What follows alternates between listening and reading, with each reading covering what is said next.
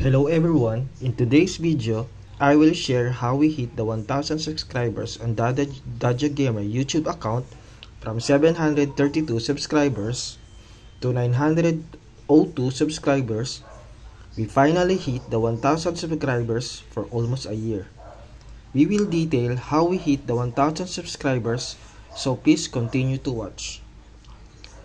Number 1. Join a group, either Facebook or Messenger, to promote your channel. With other content creators, it will help your channel to gain more viewers. Number 2. Create a banner on a Facebook page. Number 3. Go to your YouTube settings. On your YouTube settings, make sure to properly fill up basic information like country of residence. Keywords are your contents on your videos to be able to be searchable on YouTube. You can also check your restrictions on your YouTube videos to avoid any copyright issues.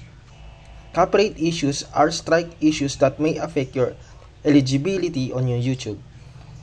Our current progress is we already hit the 1000 subscribers but still need 3,400 watch hours to complete eligible on YouTube Partner Program.